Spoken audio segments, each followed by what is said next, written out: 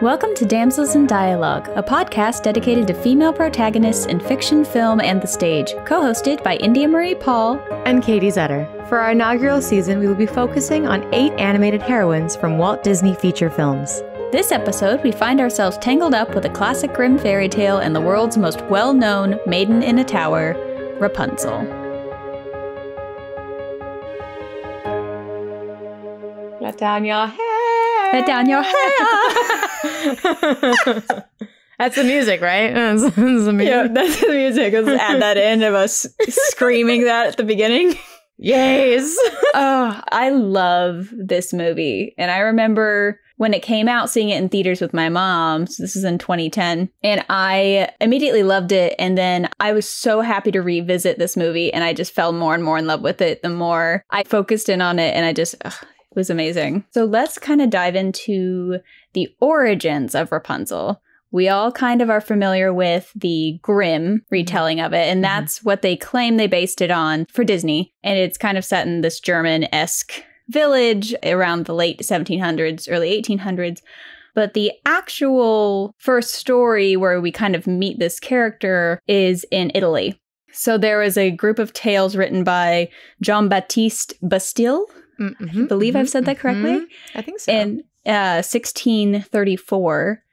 And he wrote a story called Petronella, and that name translates to little parsley. Rapunzel is kind of a German version of rampion, which is a type of flower. So we'll get there. Okay. But in this one, it's Petronella, and it means little parsley. And I actually think this version of the Rapunzel character is probably closest to the spunk of Disney's Tangled, because she kind of saves herself from a tower. She is trapped by an ogress in this one, and there's a couple other ones that I'll talk about. But in this version, in Petronella, her mother is craving parsley and wants it from, she's pregnant and wants it from the ogress's garden. So the husband goes and gets it, brings it to her, and the ogress is angered and is going to hurt them, and then instead says, "Give me your child and we'll call it even." So this is where the Sondheim took it.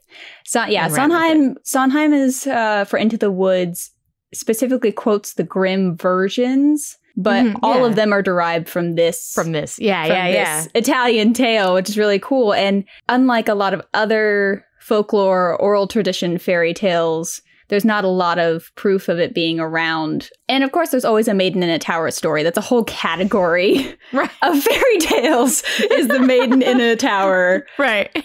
Fairy tales in general were kind of derived from women telling each other stories, which I find really interesting. They weren't necessarily for children. A lot of the oral tradition of folklore and fairy tales were women doing weaving and talking and telling each other things and creating things, which is really wonderful. And I find it really interesting that I've found that women connect more to fairy tales in general, and that it was a tradition that kind of got passed through a more matriarchal line in general before the Grimms collected all of the tales and all that. Yeah. But in this one, the mother wants the parsley, dad goes to get it, ogress gets the firstborn child. The child grows up for 7 years with the mom, and the ogress, every time she comes back, tells the little girl, I don't really know why she keeps walking by the ogress's house, tell your mom to remember her promise. And the mom apparently got sick of the empty threat, so she told Petronella to tell the ogress, well, then take it. And so the ogress does. When Petronella goes up to the ogress, it's like, my mom says... So she takes her, locks her in a tower. Her hair grows forever long. She's beautiful. She's beautiful in all the stories. In some of them, she sings. And that's what attracts... Yeah, that's what attracts the prince in a lot of them. But in this one, what stood out to me is her and the prince actually kind of grow and fall in love. He comes across her. He does not trick her to get up in the tower, and that's what happens in the other versions. He kind of sees her, and it says that they talk and get to know each other, and then he kind of visits her. So I just imagine them yelling from the tower. I don't know how. There's no specifics about how they communicate. What's your favorite color? That's what I really want to believe that's what happens. Maybe we're supposed to assume he goes up. But I just like carrier pigeon letter. Yeah, I just like the idea of them yelling back and forth to this tower. And then they, he eventually comes and visits her in the tower, and they fall for each other, and they hatch a plan to get out together behind the ogress's back. And there's a gossip in the town who overhears their plan to leave together and tells the ogress. And the ogress tells the gossip that, she can't leave because there are 3 magical acorns hidden in the rafters, that it's a spell to keep her there. But Petronella hears the gossip and the ogress's talk. So it's a whole bunch of pick a little, talk a little gossip happening. And then when the prince comes over next, tells him to climb into the rafters and get the acorns, and then they escape. And so they start running away. The ogress follows after them, and then she throws each magic acorn is like a beast that tries to attack the ogress, and she outsmarts 2 of them. And then the last one, she's wearing the skin of a donkey and forgets to take it off, and so she gets attacked by the last animal. It's very odd. But Petronella is the one throwing them. So there's this element of her using her resourcefulness and her smarts to outwit the ogress and to get away. And then the prince is reunited with his family in that, and they all become royal, and it's all happily ever after. But that one, she's a little spunkier. She has a little more agency. They actually kind of fall in love. Like, why wouldn't they pick that story? Like, Disney's so weird about, they like pick a story they really want to do, but they're so adamant about doing this like specific version, but then they always change it a bunch. Like, why? Well, yeah, and there's why elements. Pick the Grimm if they could do that one? Like, it lines more with the movie. It does. Like, I think the heroine herself does. And this one doesn't have the magical tears, which the Grimm version does. True. And I believe Parsonet does, which is kind of the next iteration of this tale that was famous. The Grimm one is the most well-known. And that's the one that we all have seen in Into the Woods, that we all kind of, if we go into the darker actual fairy tales, we believe that's the original. Parsonet was a French version of it, and that came out in 1697 by Charlotte Rose de la Force. And she actually wrote it while she was locked away in an abbey because she was part of lots of scandals in the French court. I believe this was Louis XIV time, so the court was its own mess. I love that gossip if you ever are interested in that. But she was someone who believed in marrying for love. And she's someone who tried to marry her love, but her family found out because he wasn't rich or he wasn't high enough ranked. So I think they annulled it or they broke them apart. And then she was involved in a different scandal because of the story she was writing, and then got sent to a convent to be away from the court. And this is where she wrote. So it's very much affected by her being trapped away too. So I thought that was really, really interesting. But in this one, a fairy hides Parsonet away instead of an ogress. Because, fairies weren't all... They were primarily evil. To be honest. And that's what's really... when we get to the... okay, I have to work my way there. So Parsonet, the fairy actually really loved Parsonet and thought she was beautiful and tried to protect her by locking her away in like a silver tower with all of these things. And she was like a painter, and she was very active and learning. So she kind of had a luxurious tower stay rather than being trapped in a drab ogress's tower. Right. So there's a little more of... it feels like Gothel's in there a little bit with the... Right. Like, she had everything she potentially asked for. Like, who didn't want Rapunzel's bedroom? Yeah. Like, in the tower. Yeah. She was kind of given everything that she could want. And the prince comes and hears her sing. I believe he tricks her with the let down your hair. I believe that's when that started to come into play.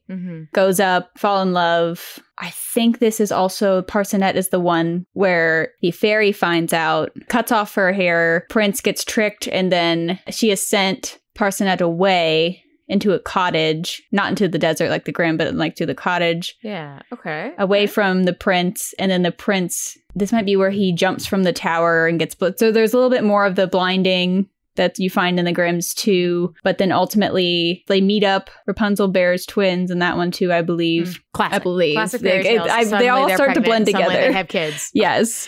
They all are starting to blend together a little bit. But then what is different about this version of it is there's some curse on her. They eat food and it doesn't work because the fairy doesn't want them to be together. Oh, hi, puppy. The fairy finds them, or they go to the fairy and she sees them in love. And because she loves Parsonet, she relieves the curse and lets them be together. It's still a happy ending. It's a little bit different. It's a little closer to where Grimm ends up. Yeah. Because this was a famous tale in the French court. And then Frederick Schultz, who's German, he's the one who translated it almost directly into German. So this was in 1790, and he changed it to Rapunzel instead of Parcenet. And this is where the Grimms took it from. So they took it from Schultz's translation of Parcenet. So do you know why they picked Rapunzel? Petronella and Parcenet were both referring to parsley. And then Schultz decided to name her after a different plant. So instead of parsley, he named her after rampion. So rampion is a flower plant, and it actually looks very much like the golden flower. So basically you eat the leaves and the roots. The Disney version took the rampion flower and made it magical, basically. Right. Cool. And that's what the mother wanted to eat instead of parsley and from the garden. So the Grimms took the translated Parcenet, which became Rapunzel, and stripped it down completely to make it feel like a folklore from oral tradition tale. So it's only about 3 pages long. Right. It was first released in 1812 and then completely redrafted for 1857, which was a little more child-friendly. They turned, it was a fairy in 1812, and then they changed, it's child-friendly again. There's a little less sexual obviousness in the in the 7th edition, which is 57.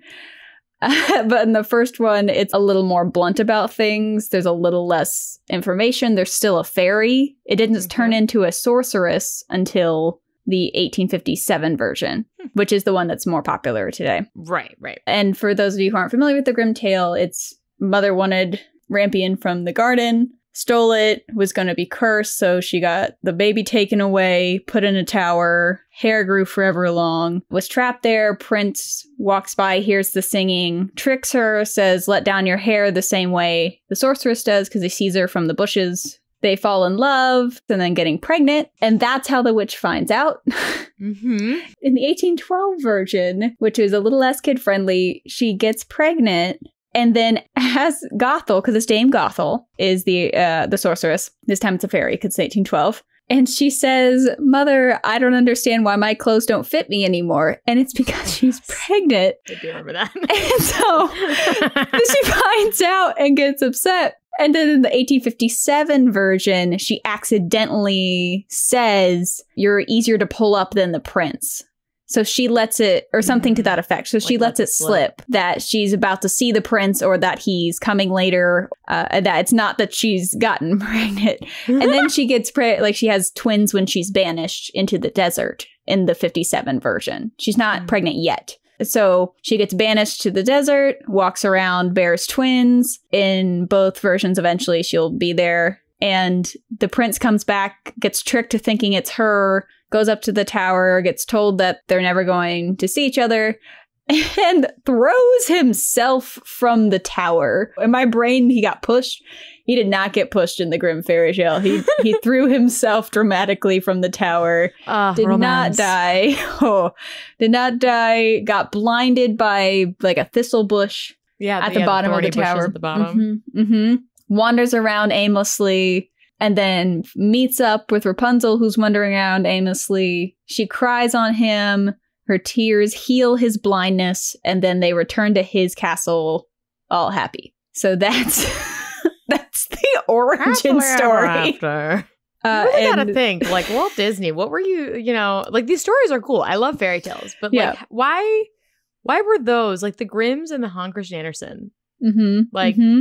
Walt was like, ooh, these would make a great movie for 5-year-olds. Let's do this. This is brilliant. Yeah, it's they're very dark, and that's what they did change it to be more kid friendly. Oh my gosh, in the 1857. But sorry, I think meant for the movie. No, the movie, yes. Oh, they did great things with it, but you can kind of see where they got the flower came from the rampion flower in the German version. You can see the fact she's a painter and this luxury tower idea coming from the Parcenet version. So you can see that they did their work and they studied it. And it's a tale that I think took so long to get done by Disney because it's actually really plot driven. There's not a lot of character development. It's very especially in the Grimm version. There's a little more personality in the first Petronella and Personette. But in the Grimm version, it's very, this happens, and this happens, and this happens, and this happens. So she doesn't really have personality. It's very archetypal. Like, there's not a lot of depth to it. It's 3 pages long. So for Disney to be like, let's make this wonderful, like, you don't really know if she's a wonderful person. You know, she's pretty. And that's about it. Yeah. So it's a little different. Disney made the character development, like, took the story and ran with it, if you will. Yeah. And it's one of the shorter kind of origin dives I've done because there's a couple stories and then they're really short. Yeah.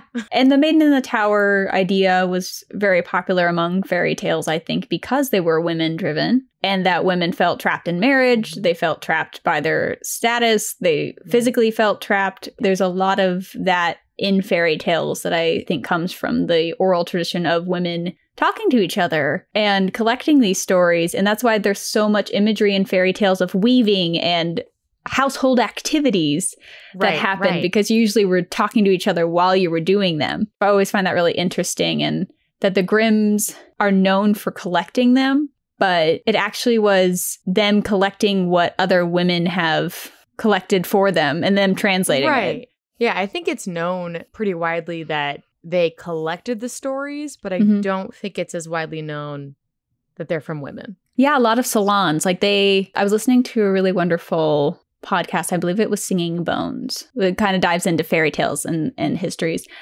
And they went on to explain about the Wild Sisters and how they were a group of women that the Grimms were friends with who really helped collect for them a lot of tales from their salons and from friends they knew and finding the best versions of things. So a lot of them dictating tales were straight from women telling them. So it's not really as if they were crafting them to be different. They were kind of just writing what women were dictating to them. So, you know, I have feelings about the fact that it's the Grimm fairy tales, but in reality, they didn't even go out and knock on everyone's door. They were just like handed a pile of stories from the Wild Sisters, like, and a lot of other friends and salons. Right. So there's this like beautiful romantic idea of the Grimm brothers knocking and going around on everyone and finding them. That's not what happened. Not at all. But Disney, Disney talked about doing Rapunzel starting in the 1940s. It was kind of discussed right after the success of Snow White. A lot of them. He had, for some reason, all of the fairy tales. He's like, let's do them all right now. Yeah. Well, everyone kind of knew them. To do all of them. It was smart, but they must not have found something to dig into. So that kind of got shelved. And it was only discussed for a little bit in the 40s. And then it didn't come back up until 1996. Glenn Keane started developing it. And he's an animator I love. And he started developing the story of Rapunzel and figuring out how to turn it into an actual story. Right. And he didn't pitch it to Disney until 2001. So it was something that definitely got time to develop. And he ended up not directing it because he came out saying he had a heart attack in 2008. So he stepped down. He was the lead animator. So he's still really involved with it. And it got transferred over to different directors. But they developed this movie, Tangled, is the most expensive animated film ever, with $260 million spent to make it. Is it the hair? Part of it's the software. Part of it's the software. And to compare that, Frozen 2 was $150. And this was $260. And what it spent. They also lucked out, though, because they had the animation from Moana to use. Yes, they did. In Frozen 2, they upgraded the Splash software. And in Tangled, they kind of had to create this hair software. Yeah. Because she has 70 feet of it. It's 70 feet in the Disney version. There's and 70 she uses it a lot. It's not it a lot. Just an accessory. Like, she uses it. Yeah, it's a character in itself, and making all of those strands of hair work and move the correct way, I can't imagine. So that was part of it. But the biggest part of it was the amount of changes in story that happened. So they developed it. They were supposed to release it. Let me get this year right. They were supposed to release it in 2007. It came out in 2010 as the 50th animated feature film. So it was this big to-do.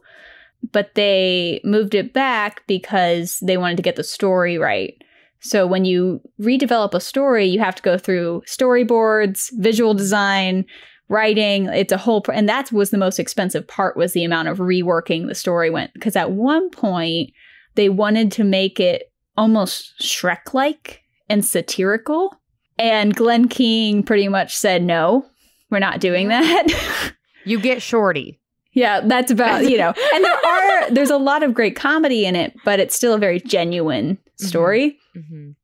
So at one point there was that discussion and he said, absolutely not, I'll walk. I can't do that kind of film. So he stayed and they took it back to being a genuine story in it. So there's a lot of discussion of how, because they created an entire mythology and they created more of one for the series that came out. But yeah. I would say they created it more for the series than the movie. The movie was very original Rapunzel, original the Grimm's fairy tale, but with a lot more character development. Yes. And I really loved what they did with the flower, because you can see they came up with it from the rampion flower. It definitely looks like it. They get the magic from the healing tears that randomly happen in the Grimm. Right. There's no explanation. It's not a world that has magic, really, other than that being a sorceress. Right. They don't really discuss any kind of magic in the Grimm fairy tale until she magically heals his tears. But you can see kind of where they get that, but they created the magic, the sun drop. There's a lot of sunshine imagery in the original tale, and they keep the theme up. I think there's a line about her being like sunshine in the original tale, so they kind of took it and ran with it. They ran with it. That's the emblem of Corona. And they also this is the first Walt Disney princess that was 3D, and Glenn Keane originally had wanted it to be 2D, and they went through a whole pros and cons meeting about what that meant. And so in order to make it still feel like a 2D animated, you had Glenn Keane, who was this famous 2D animator, heading up trying to make it feel as flowy and as natural as hand-drawn animation. So that also took time, and the visual development was trying to make it look like an oil painting. So the idea for the backgrounds and for her, and you can tell with the highlighting, specifically with her hair, I noticed it felt very oil painty. And the very specific painting that inspired the look of Tangled was the swing. And you see the swing in Frozen. Yeah. When Anna is jumping. Jumps into it. So it's a Rococo painting. And that's what inspired the visual look of That's so Tangled. Interesting that back to back we have spoken about backgrounds that are based in a paint style. Yeah. But they're so different. They're so different. The watercolor versus the actual watercolor versus the CGI oil paint. And they're pretty opposite. It's like as opposite as you can go, because you have physical watercolor backgrounds and animated oil painting backgrounds. That's crazy. It's water and oil. It's great. But it's beautiful, and you can tell that they're not trying to make it realistic. I read that before I rewatched it, and I could start seeing in the coloring how bright it was, and how high the highlights are really pop on her hair to make it feel oily and slick. It kind of looks like she has a very slick ribbon behind her rather than physical hair pieces. And they do a really good job of animating her 70 feet of hair through it.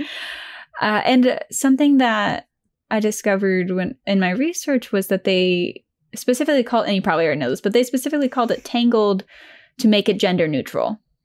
Yep, that was the start of that. And it did, I think. I thought the story was very successful at having something for everyone. Oh, yeah. Okay. We'll get into that. But another huge part of the movie and the series specifically, and we'll talk a little bit more about that when we get there, but Claire Keane, who is the daughter of Glenn Keane, was the visual development artist who was in charge of Rapunzel's paintings. So she designed how Rapunzel paints and what her murals look like, which affected the style. It's beautiful, and it's whimsical and childlike, but sophisticated. Right. And that inspired the art style of the Tangled series. So she worked on the series as well, but she was in charge of kind of painting Rapunzel's paintings. And how cool is that? To have your dad kind of create the beginnings of the story, and then you get to kind of bring her to life. And her being an artist, I'm sure there was a lot of very meta stuff happening. Connection there. Yeah. And we reunite Alan Menken and Glenn Slater. They've done a lot of projects together. What he wanted to do with the music of this movie was blend medieval and 1960s folk, which I think he accomplishes. Oh, the Kingdom Dance on the soundtrack is 1,000% that. Yep. And the hardest part of their story development, from what I understand, is figuring out how to not end the movie as soon as she leaves the tower. Oh, that was when you take the original story. Yeah. What do you do? And it took them a while to figure that out. And one of the story artists came in and mentioned these floating lanterns, which were big festivals in Indonesia and Asia where they were really popular. And it brought this idea. And that completely opened up the entire story. And what they come up with isn't too abstract. I think it's really, it's very easily understandable by all ages. And they set it up very clearly, which is good because I think that makes Rapunzel very, she has a strong story, a strong and concise story to build this fantastic character in. Like the world is solid. The world is solid, easily understandable, easily attainable. Great. Yeah. So that's kind of the how Disney took it from the origins and into that. So what were your initial reactions with the movie after watching it? So I don't think I saw it in theaters. To be honest, I'm not sure if I did. Although I did grow up in a really small town and we would often get movies months late. It was, though, one of the first DVDs that I got on my own to have and watch a lot. I think it's a really solid, good story and easily one of the best princess movies that Disney has done. It's very attainable for kids. The solid world building just like gave them more room to play with Rapunzel. Like they just briefly glossed over like, this is how the magic works. You accept it. You move on. It's enough that you're like, okay, cool. I don't have a whole lot of questions that I feel like I need answered. But ambiguous enough that when they made the series, it was like, heck yes. Yes. I've fallen in love with that series. Yeah. She's great though. Rapunzel is phenomenal. She's fantastic. She is so resilient. And something that hit me more this year after our 2020 adventure. Yeah. Is adventure. I'll use a nice. Is we were all in quarantine for most of this year, and she was in quarantine for 18 years. So it's something that was very pertinent about this movie after this year. How does she have the energy at 7 in the morning to do like it opens with this? It's not a storybook opening, which they did try. You can watch some of the deleted ideas that they had. Didn't work. Did work. And they're like, Flynn, you want to try this? And he's like, all right. And they're like, oh, this works. How weird. It's so like you instantly already like the romantic interest, because he introduces it in such a fun way. You get the full story, you get the feeling for the parents, and then you get this beautiful introduction to her where you instantly know it's not like the Grimm fairy tale because she is choosing to stay in the tower. She's not physically trapped there. Right. She is emotionally trapped there. She has no idea she's trapped there. Yeah. It's terrifying when you really break it down that she is there because of fear that has been instilled in her by Gothel. It is very impressive for Rapunzel, being as young as she is, being gaslit by someone. Yes. For her to still be so positive and upbeat. She is the Hufflepuff I've ever heard of. I just wrote gaslighting in capital letters rewatching this, and I looked up the definition just to like remind myself that I was using the term right. And it's gaslighting is a form of emotional abuse that's seen in abusive relationships. It's the act of manipulating a person by forcing them to question their thoughts, memories, and the events occurring around them. That wasn't 2020 or Tangled. But and that's what I don't even think I knew that word existed until the last few years. And so the emotional abuse in this film and Rapunzel being the victim of it is so complex. Mm-hmm. And you get it as soon as Gothel walks in and checks herself in that mirror. Yes. Oh, look, beautiful woman. Oh, you're there too. It's you. And it's instant. And it triggers an understanding of that relationship so fast. Because even if you don't have that with someone, you know people who do that, or you know people who've dealt with that. Well, and it's so cleverly done because you see how she reacts with Rapunzel. There's moments where you're like, oh, this is why Rapunzel hasn't left and why she believes Gothel. There's moments where, you know, she hugs her and offers to get her these paints she loves and makes her favorite soups. And you know it's not out of love for Rapunzel. No. It's out of just her intelligence and her manipulating the situation. But, you know, she's not Ursula. She's no. She's not Maleficent, where you meet her and you're like, that's the bad guy. Yeah. Like, you know? She's like outside we see, but Rapunzel, you can see from her point of view of why she wouldn't have known. Like, it doesn't make her dumb. No, she's not dumb. And I really appreciated that she's naive, but she's extremely smart. Yes. She's just casually like, I chart stars. It's like, okay. She's incredibly smart. She's incredibly resourceful. I mean, that's more so. I feel like she's more so resourceful, and she thinks outside of the box more than others. Yeah. And something else that I really love about her as a princess character and what the ideals of the heroine and the Disney princess is that she's extremely kind to everyone she meets. She judges no one. To the point of like making friends with ex-convicts. Yeah. she's just this 18-year-old blonde girl walking into this horrible ruffian bar. Terrified. But sirs, when push comes to shove, give me back my guide. Like, instead of cowering in the corner or running away, she hits him with like a stick and is like, put him down. Right. To this group of huge, really intimidating ex-convicts. Right. And there's something that she is a much better human being than I will ever be. She doesn't judge anyone, and the story proves that you shouldn't. There's so many parts of the story that are so subtly brilliant and progressive. Yeah. And this was pre-Me Too. So this is when it was still very popular and feminism was still gaining a lot of traction. But it was before it was out in the open and groups of women were collaborating and being angry together about what was happening. Right. So I find it really interesting how progressive this film is. And I love it. I like it a lot. I love it. Something cool that I really appreciated that I did not notice the first couple times I watched this was that, and especially relating to Rapunzel and not judging people and just being the saint that she is very naive, though, you know, which comes up a lot. And it's fine to be naive.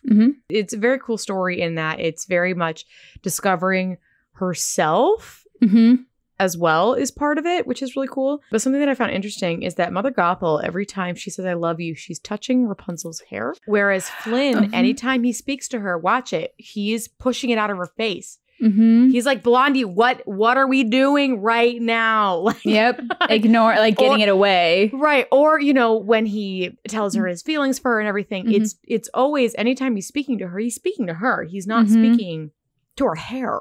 Every time she kisses her, it's her head. Every time she pats her on the head, it's her hair. Like, it's any interaction. Which makes that naive Rapunzel be like, oh, yes, she does love me. She's kissing me. She's hugging me. She's telling me how much she loves me. And just totally not seeing that. And that is, I think it's cool that sometimes her naivete. However, India just said it. Is a lot of times a great thing, but sometimes it has consequences as well, which I think is good. It's good to give her some well-rounded features. She has flaws. Like, she's a brilliant heroine, but she has flaws. And the best part about this movie and the series, it's more in the series because you spend, 70 episodes with them. Right. But in the movie, the emotional maturity in which they talk about their feelings, and definitely in the series, but it's an open communication. None of the plot points happen because someone doesn't know how to express themselves, or someone is yelling at someone, or someone's upset. Like, they end up talking about it. And they end up like Eugene whether gets or to not have Flynn it. wants to. Yeah. They end up talking about it. They end up talking about it. And it's amazing. And in this, you see the beginnings of it with him telling her his real name right before they're about to, drown. There's a lot of action. That's something I noticed. Yes. She turns into an Indiana Jones action star after the Snuggly Duckling when they're running away from Maximus and the guards.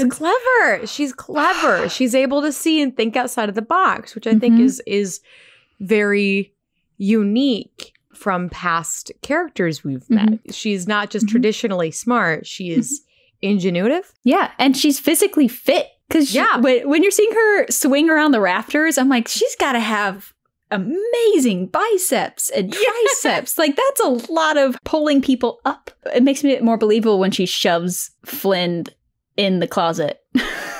She can hit.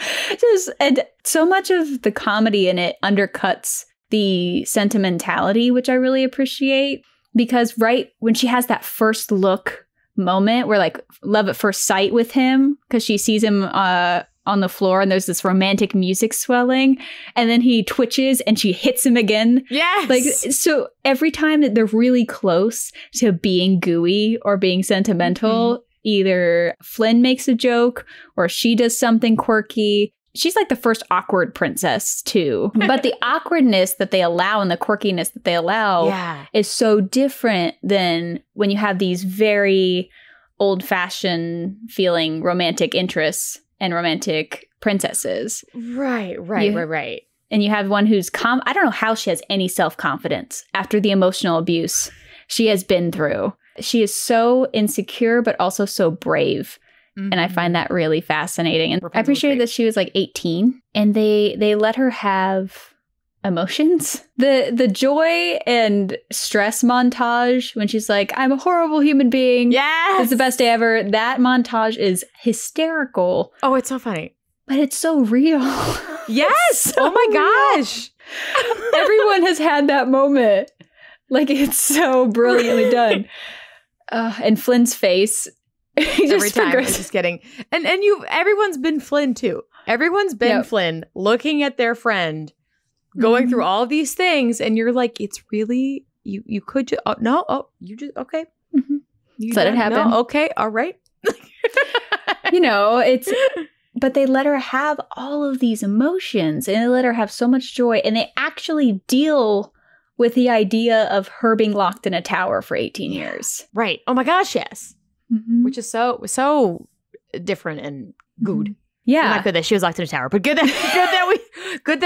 to watch her unpack that kind of stuff and really become herself. Because throwing back to what you had said, women feeling trapped in their own selves. Rapunzel had an unintentional trapped life, and she's still continuing that throughout the story, where she's like, "Oh no." I'm going to really upset Mother. This is going to be really bad for Mother.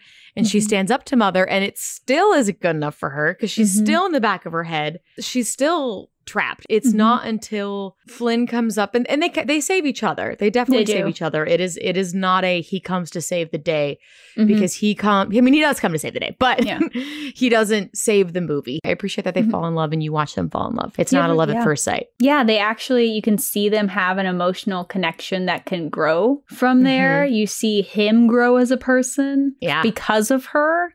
And you see her and you see her realize what she's been told is wrong, one checkbox at a time. He was a man who came to the tower, did not have pointy teeth. She met a whole bunch of ruffians and they sang about their dreams. Everything that Gothel sets up in Mother Knows Best, which was brilliantly done, is proven wrong in the film. And so she has to deal with that. And it's not until she then has her heart broken, even though Gothel's manipulated the whole situation, until she finds out in her subconscious that she's the lost princess. Right. I think it's so well crafted and everyone has complex feelings. She even says like it's complicated when he asks why she stayed or right. And that's so cool because like at the beginning of their because they were friends first. They did not Flynn, yes, he does here's the smolder, but it wasn't real. No. Like he wasn't like, I'm gonna woo this girl. He was like, I'm gonna manipulate this girl. Yep. Like you see him not have interest in her romantically until like halfway through the movie. And the same to her, even though we'll talk about this later, but he's the hot guy. Yes. He's, she doesn't go to that. And that's a big thing with her, which is really cool, is that she is so focused on her dreams and not in a bad way. She has these dreams and she really wants to get them and she doesn't let a pretty face or whatever get in her way of attaining those. And that is something I think that's really good. You still have the love, you still have the romance and all that, which we adore. But first and foremost, she needs to do things that she wants, this goal. She wants to achieve this goal. Yeah. Which then... It's so simple. It's just, I just want to see the lanterns. That's all she, like, it's such a simple, such a simple goal.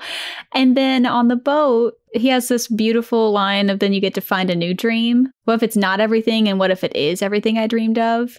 And it's such a good lesson because I See the Light is one of my favorite Disney duets of all time. It's so well done. It's beautiful. Because he understands. She doesn't totally get it, too, at this point. Like, she's talking about how he may like me. Yeah. Very naive and sweet. And he is much older. Yeah. Not a ton, but he's a bit older. 26? Something like that. Yeah, 25 or 26.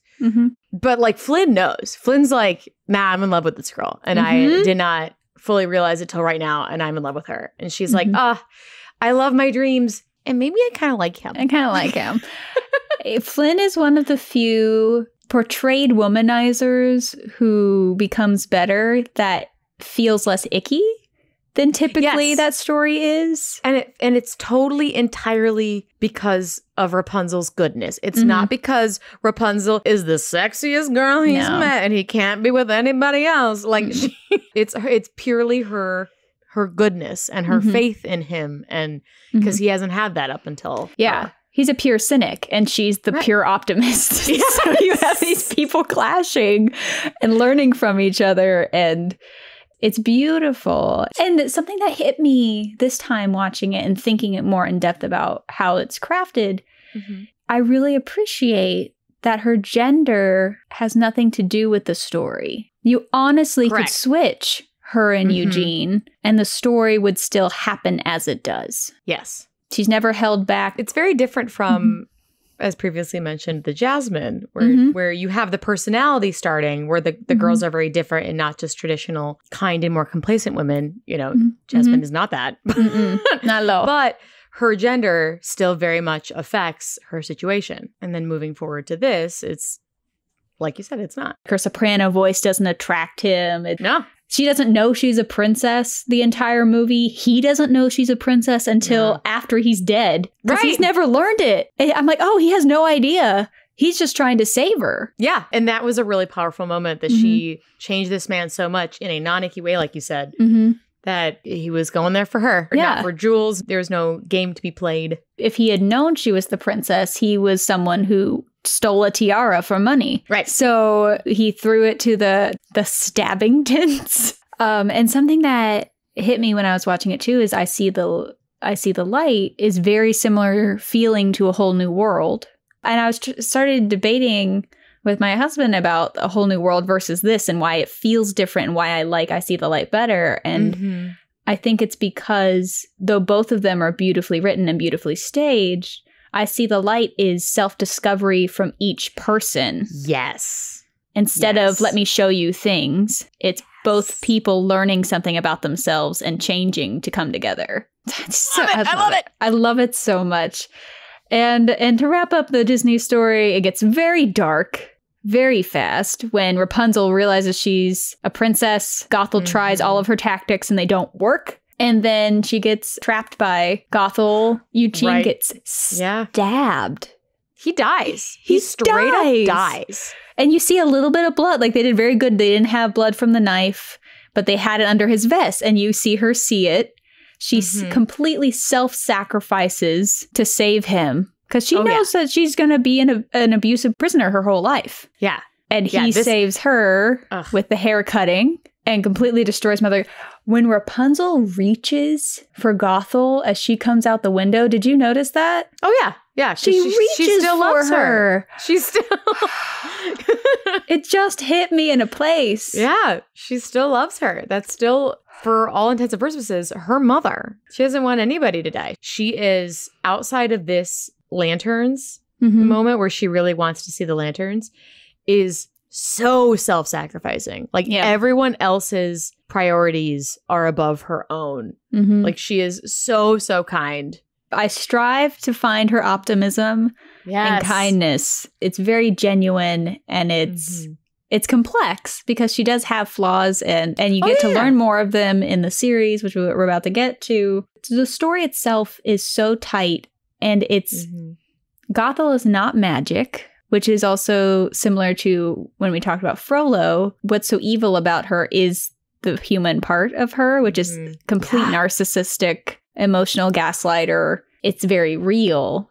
I think it's a brilliantly written film, and I think she's a really wonderful role model for how we should try and strive to be, though I don't know how she is after what she's been through. I do like that they chose Mandy Moore as her voice. I think she has a really nice voice for youth, but has that like kind tones to it. I don't know. It was a very good choice. It felt very... Yeah. A very good choice for Rapunzel. I thought the vocal cast was brilliant in this. I thought they did a really wonderful job. Yeah. I really liked that they had her kiss him at the end, that she dips him at the end. So it's all of these things that I forgot were so progressive. I will say what they had to fix in the series was the lack of diversity in this film. Yes. That was disappointing, especially because Princess Frog was released in 2009. So they just went from a film that got to actually represent people of color, and they went to an all-white, and not like main character. It is set in more German style place. But it's also fake. Corona's not real. And you can have, it goes back to the background. The background people were all white, and that was disappointing. It doesn't even really give it a date. Like, I tried to look up exactly when it was set, and it's like late 1700s, early 1800s. Right. German kind of kingdom of Corona. Like, it wasn't like it's set here and here. That was a little disappointing to me, but they did a really good job of fixing that in the series, I felt. Yeah. And there was no other women in it. It was Rapunzel and Gothel. There was no female ruffians. There were no female guards. Pascal and Maximus were gendered as male. So there wasn't any other. It does pass the Bechdel test. It does. Because Mother Gothel doesn't talk about men unless she's trying to terrify Rapunzel. She just talks about herself. So it does pass that. And there are a lot of scenes between those two. But there's no female anything else. No. Which is fixed in the series as well. So those are like my two big, hey guys, maybe if we were going to improve it. Because the story was so tight that I'm like, if we're going to improve this, maybe we'd talk about that. Yeah, it also broke, I mean, we can talk about this more in After Hours, but just as a statement, it broke some gender norms for men as well. Yeah, I have lots of discussions about the ruffians and that I really enjoyed. It really broke a lot of things, gender stereotypes, without... a good movie, guys. It's good. It's without shouting about it. And that's what I think was so brilliant, is I forgot how many... So after this, the next thing they did with Tangled was the short Ever After. Yes. So it came out in 2012. They get married. She still has... classic short where it's about the sidekicks. The sidekicks. There's always the fun sidekick short. That was this one. So there's not much to talk about with Rapunzel and that, other than like it was really cute. They still had... That was CG. It was before they went 2D with the series.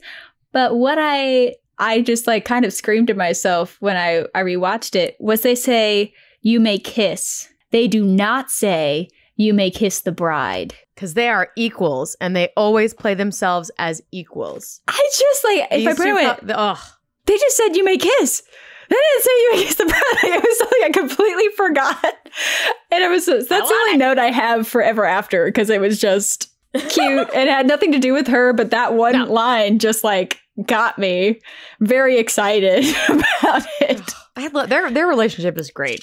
And it's fabulous. going into the short, because the next is the little baby short that leads you into the series. Yeah, it's the before ever after, and this is when they introduce the 2D art style. They introduce the beginning of the series. It's like 45 minutes, I think. It was a decent little mini short. movie. Yeah. So I think it's very clever because they were able to, clearly they thought about this, put in this full story arc that didn't go against anything that happened after. Like they had set this precedent of they get married in this short.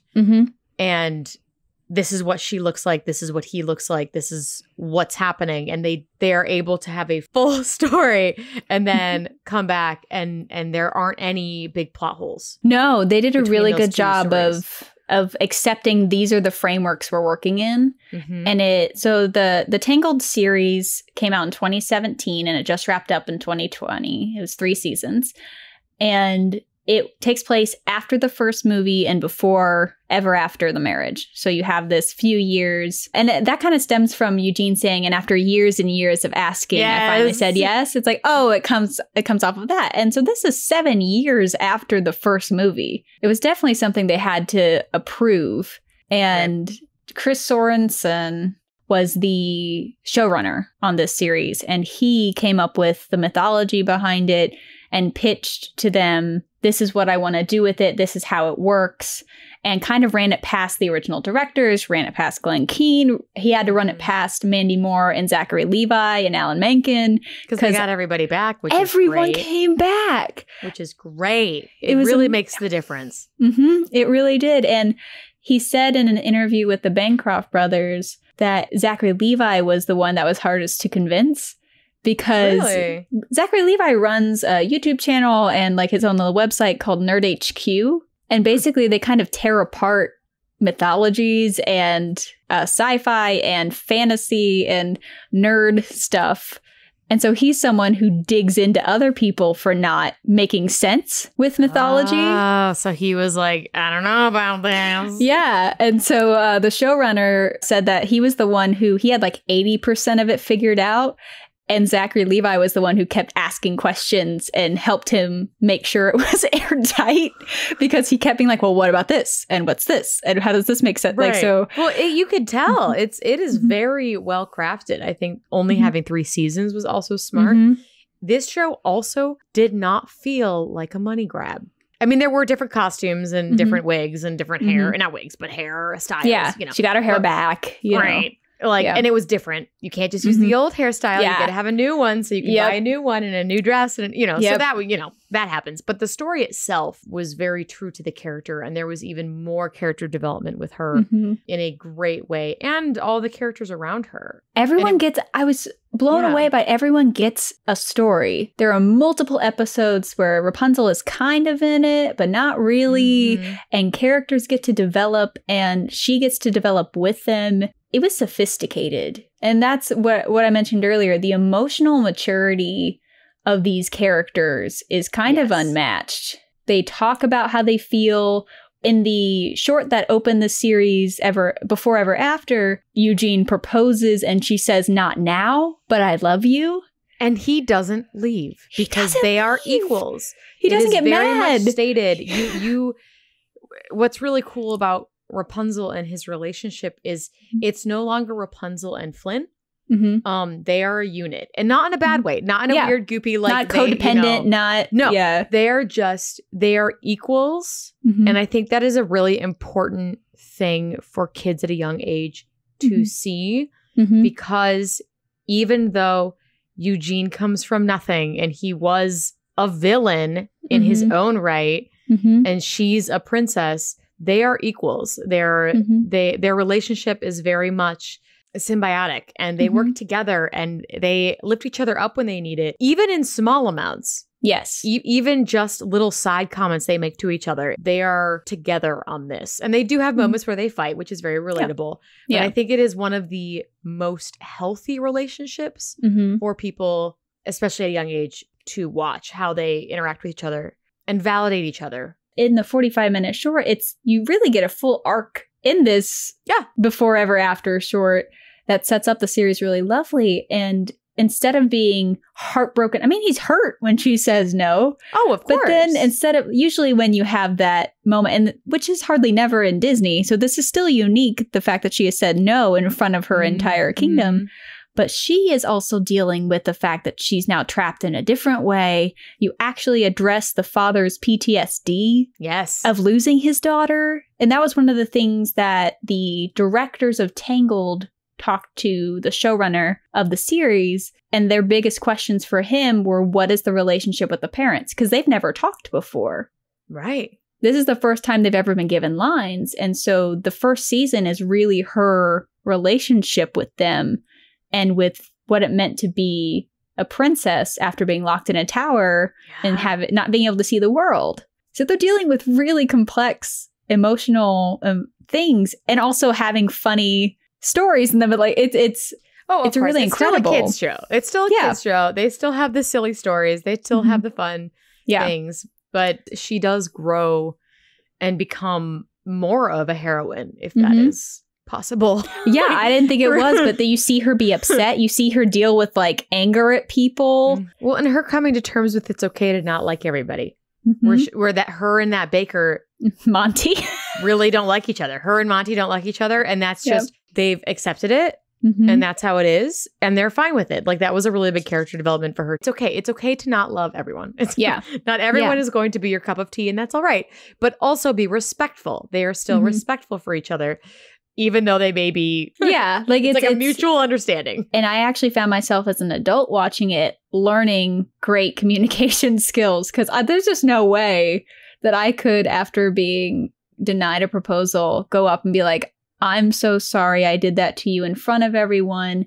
Can we talk about this? I love you. I will wait. Right. And she asked him to be patient with her. The amount of times they say that they love each other, too. Like, there is no question ever, even when you meet ex-fiancés and stuff. Yeah, there's some really good storytelling, but in the end, it's never about them not loving each other. And even, I think it's one of the best story developments with female friendships that I've seen, period.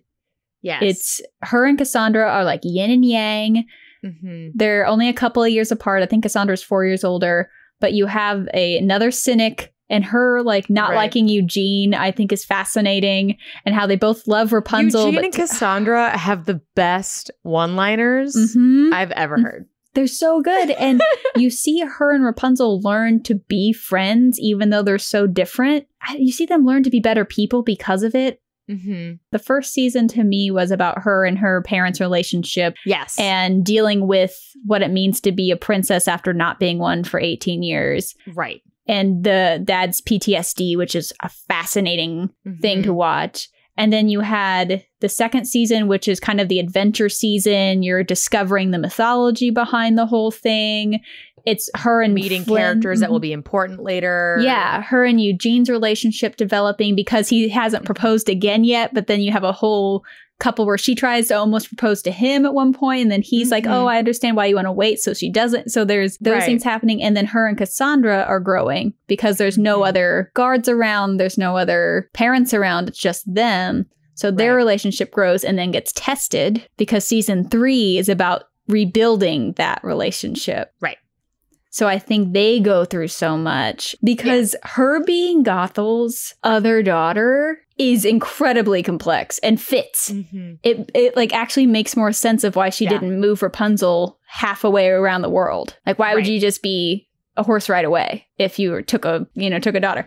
But then Cassandra has to go through finding out who her mother is and being jealous that her mother was taken away because of it. Like, it's brilliant. So they have to work through that. You have Varian, who is the cute, nerdy science kid turned villain, get redemption arced to help save the day. Like, he has entire arc. They're all so understandable, and it's so subtle watching her and Cassandra fall apart and then getting back together is not subtle, but the falling apart was subtle, and you had all those callbacks, and then after the big moment of the season finale of season 2, you're like, oh. But also, that checks out. It all fits. And you can tell that I love that they made the decision to end it at season 3. Because they did 1, then they were approved for 2, and then they chose to end it at 3. So I think that was really smart because it was a fully completed story. It matched up with everything.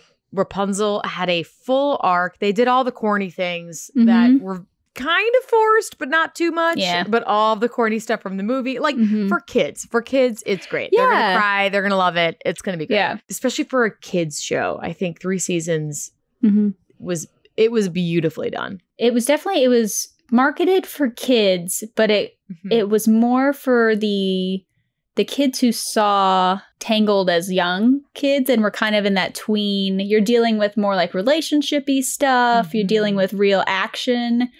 Right. The 3rd season is this epic constant battle. Trying to win back the kingdom from Varian and the people who took over, and then she has to deal with Cassandra with magic powers now. And the voice cast, they got Broadway singers. They gave them amazing numbers. Like the soundtrack is pretty phenomenal. You have Eden Espinosa as Cassandra, who just blows everyone out of the water when she sings Crossing the Line. She's just phenomenal. And so you have multiple female characters. You have a mom who has a complicated relationship with her sister too. Like you have a lot more diversity in the cast. So I think they really fixed a lot of the few things I thought about with the first movie. You got to know these characters. I think she's become one of my favorites because of the series. Because you get to know her. It's very well done. You do. You get to live with her. You get to her journal. I would love to see her actual journal. Because she uses it to grow and journaling itself is so important. And the fact that she journals through art is even better. It's so cool. And I think it teaches kids a lot of things because she is very open about her feelings and everything. And learn a lot from her. And the style of the show, from what the showrunner said, it's a 2D. They picked that pretty early on to make it 2D, which I think was really smart because then you're never comparing it to the movie and they would never be able to do the quality of the movie. No. There's just no way you can put out that kind of show. No, and we've seen from other shows and other characters that we've been doing just for these past few podcasts that the TV show and the second movies, it's like it's almost jarring. Not quite, but it's almost jarring. Whereas this, I think it was very smart for them to make a choice. A completely different style, a completely different medium with 2D animation. And technology has caught up a little bit, too, to help them with 2D animation to make it swift and smooth and beautiful because it's not all hand-drawn. But they also chose to make it look like her painting journal. So so cool. It's so cool because when you really, I'm like, oh, that's it is. It's her. That's why the Claire Keane helped develop the series because she was the one who did her murals. And there's no outlines on them. There's a lot of textures. And you can see some of the brush strokes in the backgrounds and in the character shading. He wanted to make it look like if Rapunzel was telling her own story. This is the show she would make. So that was kind of the idea behind the look of it. And I think they were really successful. Oh, yeah. It's beautiful. It doesn't feel like the original. It was jarring to watch the original movie after I'd watched the television show recently. Because it is so different. It is so different. But the success is because it didn't feel like an accident. It felt like a choice. Yeah, it felt like an artistic style choice. And it separates it. But when you have the original cast and when you have a writing team for the series that really embraced who she was, and when they actually deal with things like PTSD and they deal with her feeling trapped or her not knowing what to do, you deal with Eugene's past too. They don't ignore it. He's not just automatically this great person. No. And the look is great. The look of her dad in Before Ever After when he proposes, I instantly went, "You didn't ask him, did you? You didn't check this out." Which is also kind of cool. Yeah. Because personally, I think that tradition, it shouldn't be an ask. Yeah. It should be a heads up. Yeah, nice heads up. I am not a prize to be won. Yes. I can make my own decisions. If I say no, I say no. Yep. So I liked it. I thought it was fun that he didn't. And it felt very them. Yeah, it did. It felt like perfectly like them. And then you deal kind of with that the father-son-in-law relationship. too in this. Yeah, there's just a lot that you actually get to explore because, I mean, each season is, I think, 23 episodes. And some of them have, around there. Yeah, and some of them have a lot of, there's a 3-parter at one point, I think. The last is a 3-part. The second series is a 2. I literally busted through these this week. There's a lot. There's just a lot that happens in it, and there's a lot of action. I think they really took the time to get to know Rapunzel and who they wanted her to be, more so than some of the other princesses before, and sometimes even after, because it felt like everything from the plot was about character development. Yeah. It probably came from the fact that it's such a sparse story to begin with. Truly. And I think that was what was so great is they explained the story, they did it. Here's the backdrop, here's the set. Go. Yep. Go. See what happens. That's great because you get to learn more about them than you do in other stories because there is so much plot, which is fine. Plot-driven stories are not bad. It just you get more about Rapunzel because it's character-driven. And I'm really happy that Glenn Keane fought against the Shrekization satirical version of this because there's so much comedy and the cartoon physics that exist in this movie.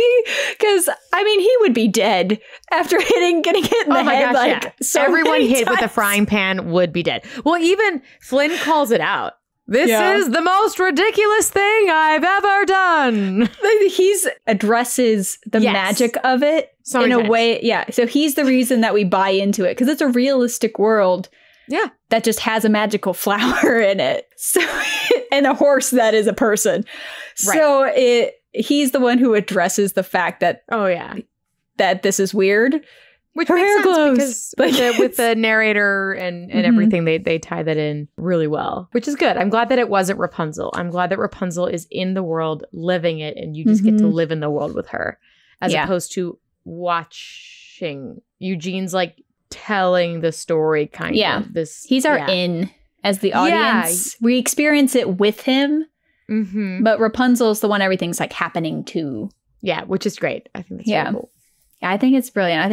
And I want to give a fun fact to end us off. We love fun facts. I watched a little documentary. They had like an Untangled documentary they made of it for the making of. Oh, okay. This is a fun fact.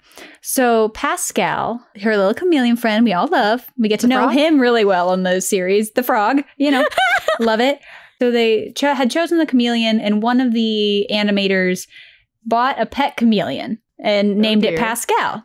Okay. And so she brought it in. So I think it was someone who probably was working on Pascal. I don't know for sure, but that makes sense to me. So I'm going to... Right. And so she named it Pascal, and they would use the chameleon to help with the animation and watch and observe. Because you can bring that in more so than you can bring a lion in that much. And they did that when they did Lion King. Oh, yeah. But they asked her what she named it, and she said Pascal. And then they're like, can we use it? So Pascal is named after Pascal the chameleon. Oh man, who was the animator's little thing. And so my fun fact is that she is named as and credited as a chameleon wrangler in the credits because amazing. So I thought that was a really sweet. But yeah, cool. It's wonderful. Thanks for joining us on this long adventure with the 70-foot hair with Rapunzel.